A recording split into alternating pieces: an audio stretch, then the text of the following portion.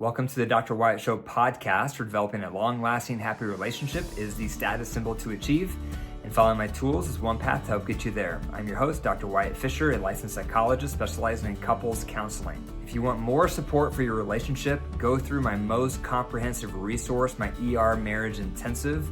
It will train you on how to rebuild your relationship in 90 days. The link is in the show notes. So there's several things to cover with the good for couples therapy. One good thing is addressing your resentments. Couples have unresolved resentments because marriage involves two imperfect people living side by side, day in and day out. Inevitably, feelings get hurt, needs go unmet, and then resentment takes hold. And unfortunately, we're not trained on how to handle resentment, so we tend to stuff them down. But one advantage of couples therapy is you can address your resentments. And it's so cathartic to get it out, to be able to process it, to be able to discuss your resentments so that you're not holding on to it. Because when you hold on to resentments, it creates walls. And it's hard to feel like friends with someone you resent, hard to have intimacy with someone you resent. It's hard to communicate when you have active resentment. So one good thing about couples therapy is it gives you an opportunity to openly discuss your resentments in a safe place. Another good thing that can come out of couples therapy is to get unstuck. Couples often get at an impasse. They have a struggle, they have a conflict, they have a problem, and they can't even talk about it, and therefore they don't know how to move forward. They don't know how to develop any solutions, and they feel hopeless because they feel stuck. Just like a truck with the wheel spinning and spinning in the mud, that's how it can start to feel in your relationship. So if you see a couples therapist, it can help you get unstuck because that therapist is a third party who's objective and has expertise working with couples, so they can give you feedback. They can give you insight. They can give you strategies that you may not have thought of, and that's like getting that truck unstuck in the mud. So couples therapy can be good because it can help you get unstuck so that you can start moving forward again in your relationship. A third good thing that can happen from couples therapy is the therapist can help you and your partner learn how to tend to each other's needs again. When you have active resentments and you're not communicating well, you have lots of conflict, meeting each other's needs goes out the window. And when our needs aren't met, we start feeling hopeless in our relationship.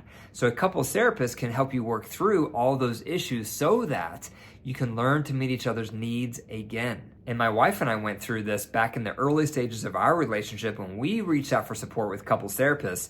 That's exactly what happened for us. We slowly worked through our resentments. We slowly got unstuck. And then eventually we learned how to tend to each other's needs again. One thing that can be bad in couples therapy is just the discomfort of discussing your resentments.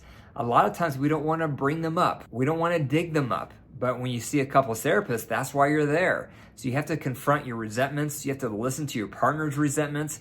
And that can be uncomfortable for a lot of people because they've learned to compartmentalize. They've learned to stuff those things down. And they're worried it's going to erupt into an explosion, so they've learned to avoid those topics. So then to go to a couples therapist and intentionally talk about those resentments can be really uncomfortable for a lot of people. Another bad element of couples therapy is the discomfort of admitting you need help. We all like to feel like we're self-sufficient and that we can just figure things out on our own. And when you realize you can't in your marriage and that you need help, that's an uncomfortable feeling because a lot of us want to feel self-reliant. And I've heard a lot of people say to me, I'm intelligent, my partner's intelligent, we should be able to figure this out. But the reality is you've never been trained on how to be a successful partner or how to have a successful marriage. If you had been trained, you wouldn't need a couples therapist. And we reach out for professionals all the time. You go to the plumber for your toilet, the dentist for your teeth, the mechanic for your car. But when it comes time to reach out for support for our marriage, we hesitate because we think we can get this figured out. We don't need to reach out to somebody. And this is how I was in the early stages of our marriage. When we needed help, I was resistant.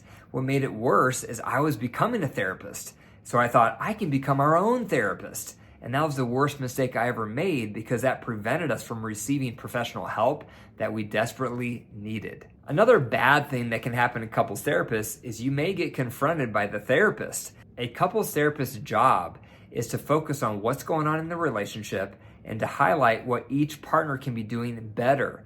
And some partners have blind spots. Some partners have growth areas. Some partners need to improve things. Some partners have unrealistic expectations.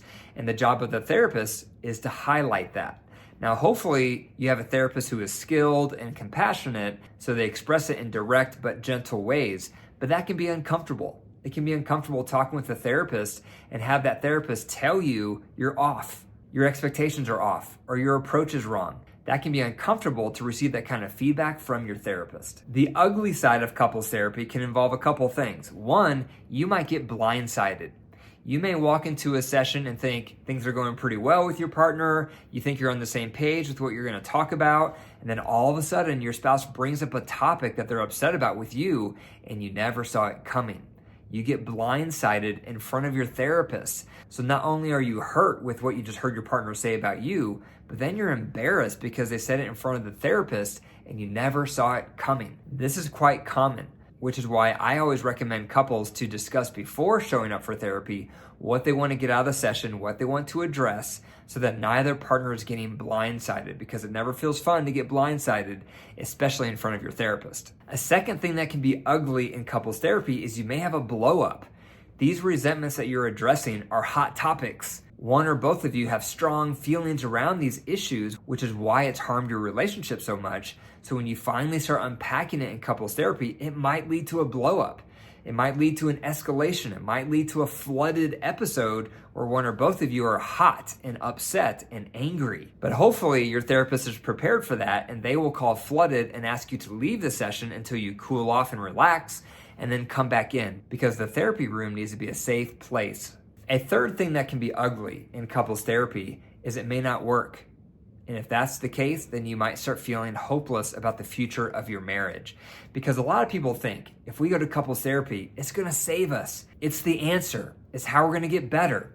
And hopefully it is the answer. Hopefully it will save you. Hopefully it will make things better. But sometimes it doesn't. And the times that it doesn't is when you're married to someone who won't make any changes. Your partner is resistant. They're not teachable, they're not open, they can't see their part of the equation, and they won't work on themselves.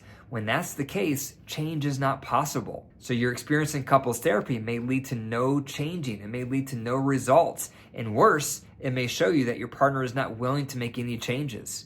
And when that happens, you can start feeling hopeless because you put so much hope in couples therapy. But when you see that couples therapy is not working, then you might start feeling despair about the future of your relationship. So that's the good, the bad, and the ugly with couples therapy. The good is you can address your resentments, get unstuck, and learn how to tend to each other's needs again. The bad is the discomfort discussing these resentments, admitting you need help, and possibly getting confronted by the therapist on your growth areas. And the ugly might be you might get blindsided by your partner in session, you might have a blow up, and you might realize that your partner is resistant to change, and therefore couples therapy is not going to work. And if you're ready to move your marriage from roommates to lovers, check out my most comprehensive resource, my ER Marriage Intensive.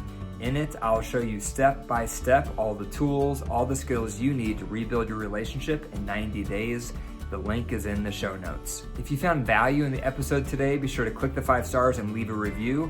And be sure to click the share button and send this episode to one family member or friend that you think could benefit from it. And if you have any questions you want me to address on the podcast, leave a voicemail at 303-578-0618. And remember, your marriage is alive.